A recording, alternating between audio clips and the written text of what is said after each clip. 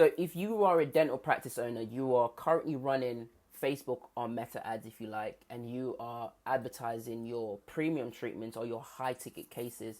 For example, composite bonding, veneers, implants, and you are also running discounts on those offers. Stop that.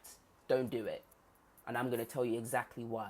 Now, it's not going to be this mumbo jumbo marketing stuff that you hear people tell you, but they don't tell you why you shouldn't. They say, oh, don't discount your stuff because it doesn't paint a good picture for your practice, but they never actually tell you the deep psychological reasoning behind it. And as humans, we want to know why we shouldn't do something. So fear not. Stick with me. I'm going to tell you exactly why. We're going to talk about one concept today. It's called substitution. Now, I don't want you to get, what's this about? How is this relevant to my practice? I need booked appointments. I need new patients. You're wasting my time. Fear not. This is going to make a whole lot of sense. And it's going to save you money and get you those high ticket treatments, those high value patients that you want for your practice. So stick with me. So substitution, where does it come from? It comes from behavioral science, and it's the study of decision science, how people make decisions, which is important because we're selling to fellow humans. So we need to know how they think. And you might ask, well, Gabriel, where did you get this idea from? Well, I got it from this book called System 1 and System 2 Thinking by Daniel Kahnemann, who won the Nobel Prize for the idea, the whole book, which is on how people make decisions and cognitive biases and all these things. So it's very credible. I'm not talking out my ass here, people. So substitution, what is the definition? So when you have a difficult question that you cannot answer, you will always go to try and answer a simpler question. I read this book by Rory Sutherland, who is another sort of behavioral science guy, a big marketing guy, a real treasure to people who are in the marketing and advertising space. So he said in the book, when he was younger and he wanted to buy a car. Now stick with me. This is gonna make sense in a minute. When he wanted to buy a car, he was living in London, and I think he lived outside of London. So him and his friends wanted to buy their first second-hand car, as you do when you're younger. And obviously he had these questions in his head like, oh, what car should I get? But the most prominent question that dominated his psyche was, who can I get a second-hand car from, who is trustworthy and won't rip me off? He wasn't thinking of like, oh, what should I get, green or blue or, Peugeot or Nissan or whatnot. He was thinking of with this decision that I'm going to make, what's the best decision, what's the best person to go to that will have my best interests at heart. Now, how do I link that to dentistry, to somebody getting implants, somebody getting composite bonding? Now, think about it like this. When somebody say you run an ad for composite bonding, you run an ad for veneers. There's this idea out there that a lot of people, when they get veneers, that their teeth get filed down to like pegs and they look like they got teeth like sharks. There's also with the actual end results that you look like you have toilet teeth where it's white and obvious, and some people call it turkey teeth. So all of these things are spinning and going on in the mind of the potential patient, right?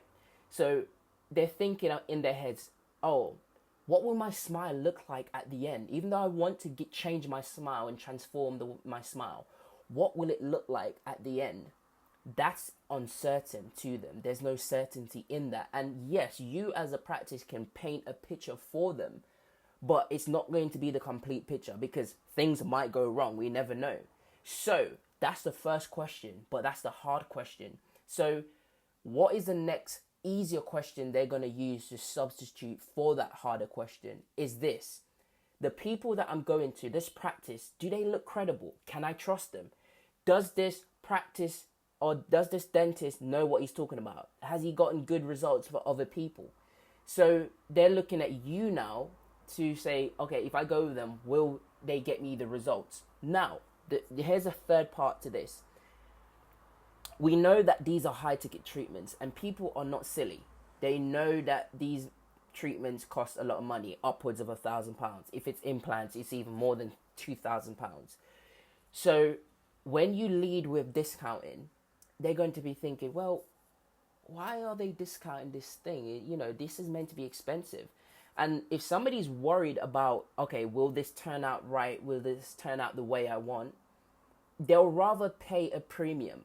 It's known that people would rather pay a premium for certainty rather than uncertainty. If they can reduce the uncertainty in a decision they make, they will pay for that. So when you are then discounting your thing, they're going to think, well, why are they discounting it if it's meant to be expensive?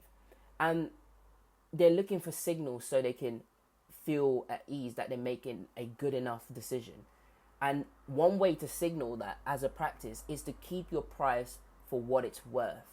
Because you do understand. What you get to see is that if a dental implant is 6,000 and you are charging an extra 2,500, so your offer is 8,500. Somebody that's worried about whether their results is going to work out, they're going to be like, well, if it's expensive, it must be good. That's the notion that's the idea we always link to expensive stuff. That is why when you go to Tesco and you see the reduced chicken, you don't think it's more valuable. You know it's because it's going out of date. So that's something to think about when you're discounting in your price. What message am I telling these people, knowing that this is something that's meant to be expensive, but then I'm lowering the price? What am I actually saying to them subconsciously? And when you think about it like that, that is why you shouldn't lower your price, because it sends a signal. Another thing I want to end on is that how the mind works in terms of decision making. If you don't provide the proper context, because a lot of dental practices, they lead with discounting without telling people why it is. And the way the mind works, if you don't tell and provide a context for the mind, it will generate its own. And people will obviously go off their experience and their intuition. And if they've had bad experiences or heard bad stories of, people going to these dental clinics or these dental practices and getting cheaper treatments, but they're getting their results botched and it doesn't look good, it doesn't look natural, that's what they're going to lead with. So it's better not to lead with a discount. Keep your price high. If you're a premium dental practice and you know what you're doing is good, then lead with that and let people pay what it's worth. And if it's a case of you're thinking, oh, they might think it's too expensive, then the alternative is you offer payment plans. That's what it's there for. But you don't discount your price, because from the jump, you are you're shooting yourself in the foot.